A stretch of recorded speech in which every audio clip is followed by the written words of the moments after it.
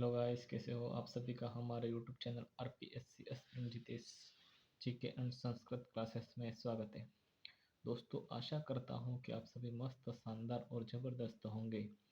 दोस्तों, हम पढ़ रहे थे कारक प्रकरणम। क्या पढ़ रहे थे? कारक प्रकरणम। कारक प्रकरण में हमने देखा सबसे पहले अपादाने पंचमी। कौन सा सूत्र देखा था? अपादाने पंचमी। उसके बाद हमने दूसरा सूत्र देखा था ध्रुवम पाए अपादानम, ध्रुवम पाए अपादानम।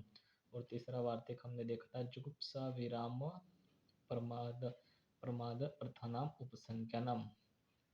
और चौथा सूत्र पित्रार्थानाम भय हेतु। और पांचवा सूत्र हमने देखा था पराजय सोढ़। दोस्तों, यह पांचों सूत्र हमने अच्छी तरह से पढ़ लिया है। और आज हम पढ़ेंगे छठा सूत्र वारणार्थानाम इप्सितः। कौन सा पढ़ेंगे? वारणार्थानाम इप्सितः। वारणार्थानाम इप्सितः, जिसकी वृत्ति है प्रवृत्ति विगातो वारणम, प्रवृत्ति विगातो वारणम। वारणार्थानाम धातूनाम प्रयोगे इप्सित अर्थ अपादानम स्यात्। क्या है? वारणार्थानाम धातूनाम प्रयोगे इप्सित अर्थ, इप्सितः अर्थः अपादानम स्यात्। यानी प्रवृत्ति के विघात, विघात का मतलब रोकने या दूर करना। प्रवृत्ति के विघात को वारण कहते हैं। वारणार्थक का मतलब होता है दूर करना। धातुओं के, वारणार्थक धातुओं के प्रयोग में जो इच्छित अर्थ होता है उस कारक की अपादान संज्ञा होती है। अपादान संज्ञा किसकी होती है? वारणार्थक धातुओं के प्रयोग में जो इच्छित अर्थ में होता है, इच्छित अर्थ में होता है उस कारक की अपादान संज्ञा होती है। अर्थात जिससे किसी व्यक्ति या वस्तु को दूर किया जाए उसमें पंचमी विभक्ति होती है। पंचमी विभक्ति कहाँ पर होगी? जिससे किसी व्यक्ति या वस्तु को दूर किया जाए, जिससे किसी व्यक्ति या वस्तु को दूर किया जाए उसमें पंचमी विभक्ति होती है। जैसे उदाहरण है आपके सामने, मोहन जो के खेत से गाय को हटाता है। मोहन क्या कर रहा है? जो के खेत से गाय को हटा रहा है। तो मोहन जो के खेत से किसको हटा रहा है? गाय को हटा रहा है। कहाँ से दूर कर रहा है? जो के खेत से। तो हमारा सूत्र क्या कहता है? वारणार्थम इप्सितः सूत्र कहता है कि जिससे किसी व्यक्ति या वस्तु को दूर किया जाए उसमें पंचमी विभक्ति होती है। तो अपने यहाँ पे मोहन किसको दूर कर रहा है? गाय को। किससे कर रहा है? जो के खेत से, खेत से। तो जिससे दूर किया जाता है, तो किससे दूर किया जा रहा है? जो के खेत से। तो जो शब्द में पंचमी विभक्ति होकर क्या बना? यवेभ्यः। क्या बना? यवेभ्यः। यवेभ्य में पंचमी विभक्ति हुई। क्यों हुई? क्योंकि गाय को जो के खेत से दूर किया जा रहा है, इसलिए। तो क्या बनेगा? मोहनः यवेभ्यः गाम वारयति। वारण अर्थक की धातु में यवेभ्यः शब्द में यव यानी जो शब्द में पंचमी विभक्ति होकर यवेभ्यः बना। उसी प्रकार दूसरा है पाप से दूर रखता है। किससे दूर रखता है? पाप से। तो पाप शब्द में पंचमी विभक्ति होकर पापात निवारयति। क्या बना? पापात। कौन सी विभक्ति हुई? पंचमी विभक्ति। पापात निवारयति। उसी प्रकार तीसरा है सैनिक भूमि से शत्रु को हटाता है। सैनिक भूमि से शत्रु को हटाता है। सैनिक भूमि से किसे हटाता है? शत्रु को। किससे हटाता है? भूमि से। तो किससे दूर कर रहा है? भूमि से दूर कर रहा है। तो भूमि शब्द में पंचमी विभक्ति होकर क्या बना? भूमेः। सैनिकः भूमि, सैनिकः भूमेः शत्रुं निर्वर्तयति। यानी सैनिक भूमि से शत्रु को हटाता है। तो भूमि शब्द में पंचमी विभक्ति होकर भूमेः रूप बना। ठीक है। और सातवां सूत्र है आपका अंतर्धो ये न अदर्शनम इच्छति। अंतर्धो ये न अदर्शनम इच्छति, यानी वृत्ति है जिसकी व्यवधाने सति यत् कर्तरि कस्य आत्मनो दर्शनस्य अभावम इच्छति तद अपदनम स्यात्। व्यवधाने सति यत् कर्तरि कस्य आत्मनो दर्शनस्य अभावम इच्छति तद अपदनम स्यात्। यानी जब कर्ता जिससे अदर्शन, अदर्शन का मतलब छिपना, अदर्शन चाहता है, तब उस कारक की अपादान संज्ञा होती है। किसकी अपादान संज्ञा होती है? जब कर्ता जिससे अदर्शन यानी जिससे छिपता है या जिससे छिपना चाहता है उस कारक की अपादान संज्ञा होती है। अर्थात व्यवधान होने पर जिससे अपने आप को छिपाना चाहता है उसमें पंचमी व्यक्ति होती है। किसमें पंचमी व्यक्ति होगी? जिससे अपने आप को छिपाना चाहता है उसमें पंचमी व्यक्ति का प्रयोग होगा। उदाहरण है आपके सामने, कृष्ण माता से छिपता है। कृष्ण किससे छिप रहा है? माता से। तो जिससे छिपने का अर्थ हो उसमें पंचमी व्यक्ति होगी। कौन से सूत्र से होगी? अंतर्धो येन अदर्शनम इच्छति। तो माता शब्द में पंचमी व्यक्ति होकर क्या बना? मातुः। तो मातुः क्या हुआ? पंचमी व्यक्ति। कृष्ण मातुः निलीयते। निलीयते का मतलब छिपना। प्रस्तुत उदाहरण में माता कृष्ण को देखना चाहती है परंतु कृष्ण अपने आप को छिपाते हैं माता से। किससे छिपाते हैं? माता से। अतएव अंतर्धो यन अदर्शनम इच्छति सूत्र से माता शब्द की अपादान संज्ञा होकर अपादाने पंचमी सूत्र से पंचमी व्यक्ति हुई। ठीक है। कृष्ण माता से छिपते हैं। कृष्ण किससे छिप रहे हैं? माता से। तो माता शब्द में पंचमी व्यक्ति होगी। क्यों होगी? क्योंकि यहाँ पर छिपने का अर्थ है और छिपना जिससे किससे छिपा जा रहा है? माता से। इसलिए माता शब्द में पंचमी व्यक्ति होकर मातुः रूप बना। कृष्ण मातुः निलीयते। कृष्ण माता से छिपते हैं। सूत्र संख्या 8वां है आपके सामने, आख्यातोपयोगे। क्या है आपके सामने? आख्यातोपयोगे। आख्यातोपयोगे जिसकी वृत्ति है नियम पूर्वक विद्या स्वीकारे वक्ता प्राक संज्ञः स्यात्। नियम पूर्वक विद्या स्वीकारे वक्ता प्राक संज्ञः स्यात्, यानी नियम पूर्वक यदि विद्या को ग्रहण किया जाना अर्थ हो तो वक्ता की अपादन संज्ञा होती है। किसके अपादन संज्ञा होगी? वक्ता की। कहाँ पर होगी? नियम पूर्वक यदि विद्या का ग्रहण किया जाए। नियम पूर्वक यदि विद्या को ग्रहण किया जाना अर्थ हो तो वक्ता की अपादन संज्ञा होती है। अर्थात जिससे नियम पूर्वक विद्या सीखी जाती है उसमें पंचमी व्यक्ति होती है। जिससे वह उपाध्याय से वेद पढ़ता है। वह उपाध्याय से वेद पढ़ता है। तो यहाँ पर वेद किससे पढ़ रहा है? उपाध्याय से। तो उपाध्याय क्या है?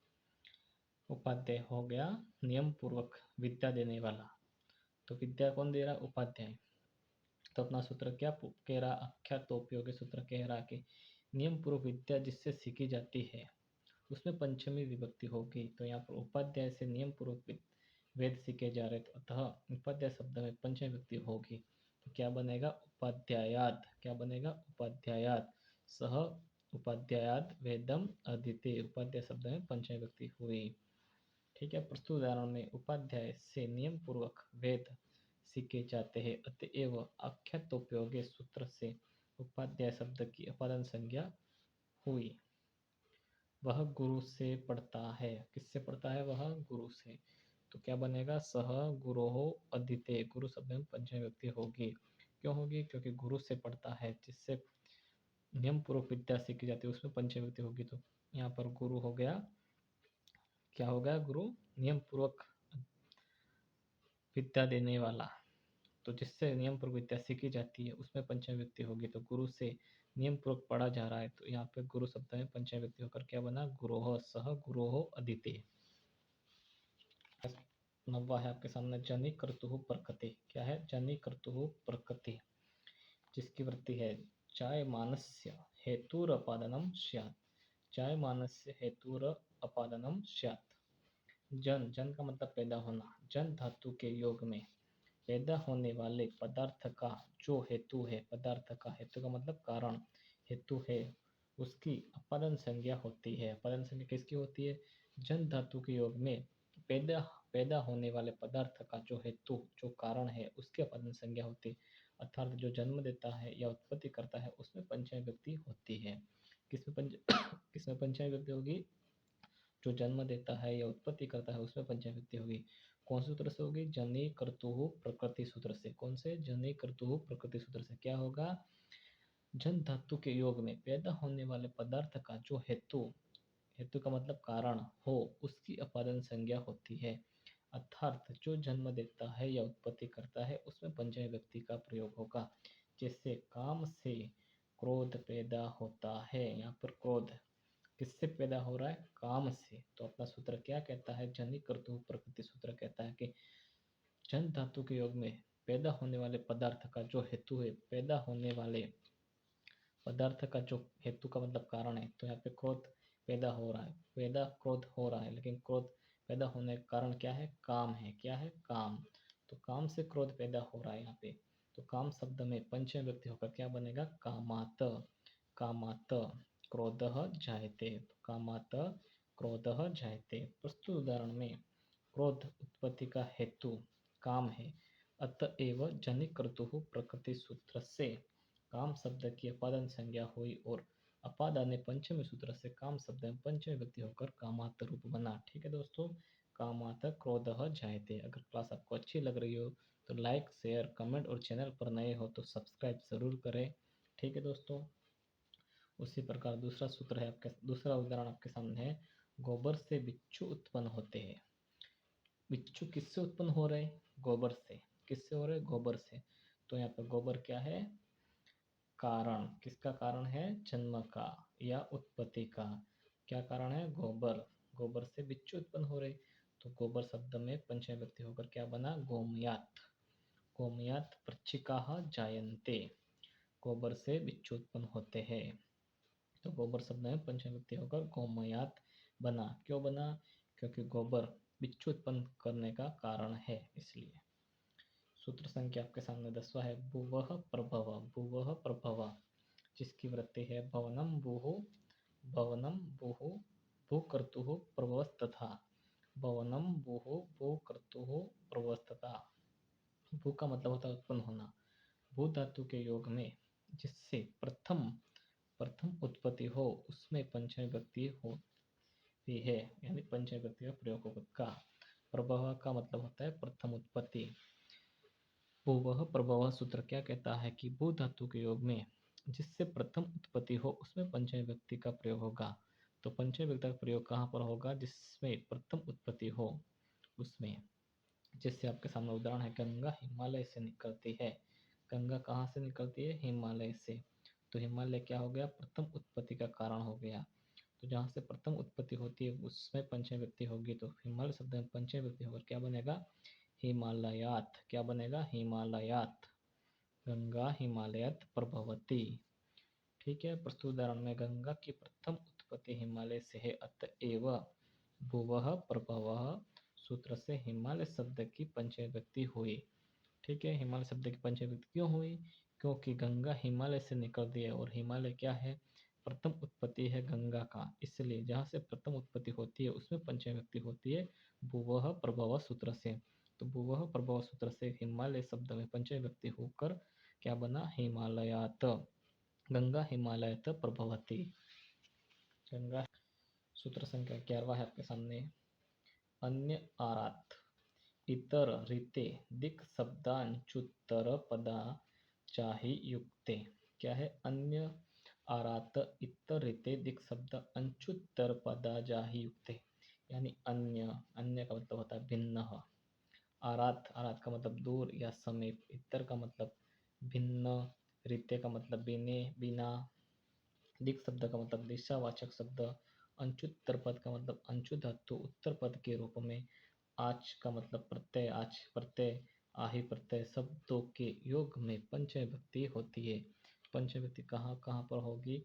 एक तो अन्य में, अन्य पद हो, अन्य शब्द हो, आरात शब्द हो, इतर शब्द हो, या रीते शब्द हो, या दिक् शब्द हो, या अंचुत्तर पद हो, यानी अंचु धातु उत्तर पद के रूप में हो, या आच या आही प्रत्यय हो, इत्यादि आदि शब्दों के योग में पंचमी व्यक्ति होती है। जैसे कृष्ण से भिन्न।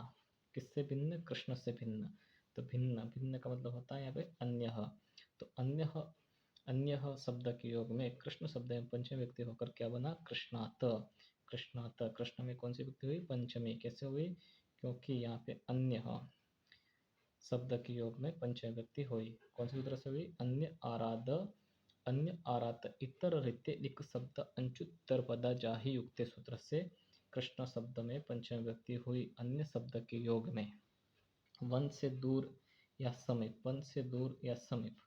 तो आरात शब्द के योग में वन शब्द में पंचमी व्यक्ति होकर वनात बना। वनात आरात अस्ति, यानी वन से दूर या समीप है। हरि से भिन्न। किससे भिन्न? हरि से भिन्न। तो इतर शब्द के योग में हरे शब्द में पंचमी व्यक्ति होकर क्या बना? हरेह। हरे शब्द में पंचमी व्यक्ति हुई, हरेह रूप बना। ठीक है, हरेह इतरह। कृष्ण के बिना, किसके बिना? कृष्ण के बिना। रीते, रीते शब्द के योग में कृष्ण शब्द में पंचमी विभक्ति होकर कृष्णात रूप बना, कृष्णात रीते।